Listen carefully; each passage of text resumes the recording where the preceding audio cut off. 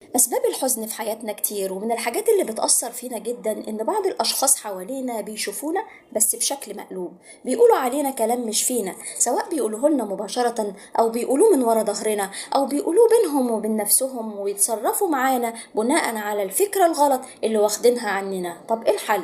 الحل ان انا احاول اعدل الفكرة ديت لو انا عرفتها.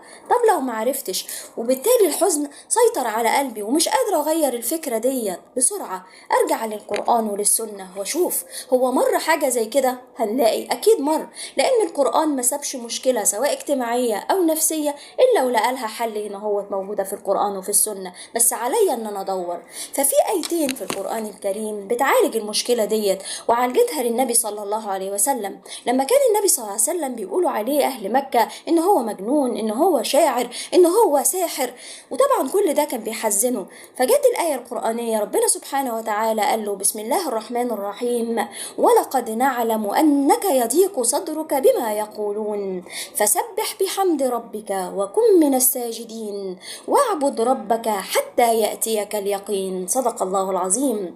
وفي آية تانية بتقولك بسم الله الرحمن الرحيم: فاصبر على ما يقولون وسبح بحمد ربك قبل طلوع الشمس وقبل غروبها ومن آناء الليل فسبح وأطراف النهار لعلك ترضى. صدق الله العظيم. يعني الحل في 3 حاجات أساسية: إن أنا دائما أكون أذكر ربنا وسبح بحمد ربنا، سواء إن أنا بعد الصلوات، بعد صلاة الفجر، إحنا عندنا نوات الآية بتقول لنا إيه؟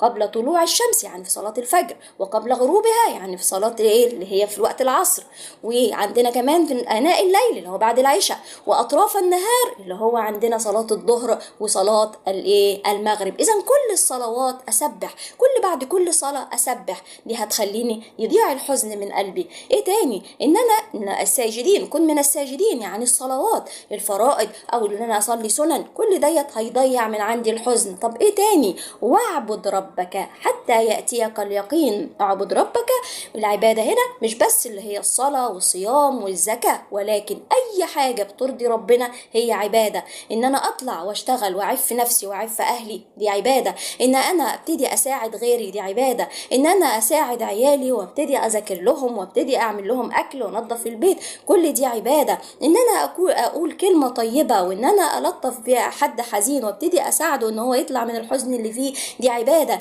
إن أنا أبتسم في وجه أخي دي عبادة. إن أنا أبتدي أمسك لساني عن إن أنا أغتاب دي عبادة. أي عمل خير أعمله هو عبادة. إن أنا أنوي مهاراتي عبادة. إن أنا أتعلم عبادة، كل دي عبادة. كل ما أبتدي أحزن، كل ما أشتغل على نفسي وأعمل أعمال صالحة عشان ربنا يطلعني من الحزن ديت.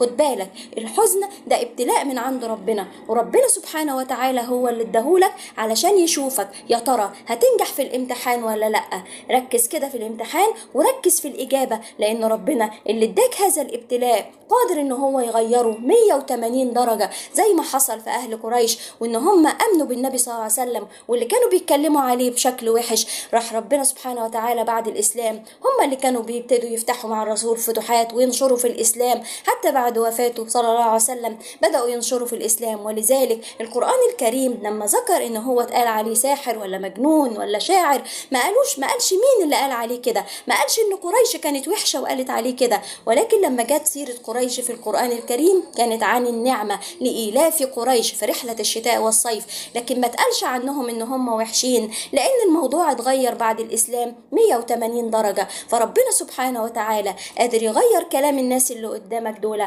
واللي هم بيتكلموا عليك بطريقة وحشة بالتسبيح بتاعك وبعبادتك. ربنا قادر إنه يغير الكلام ده 180 درجة ويبتدوا يشوفوك بشكل كويس ويبتدوا يتعاملوا معاك معاملة كويسة، لأنك ساعتها هتكون نجحت في الامتحان. والسلام عليكم ورحمة الله وبركاته.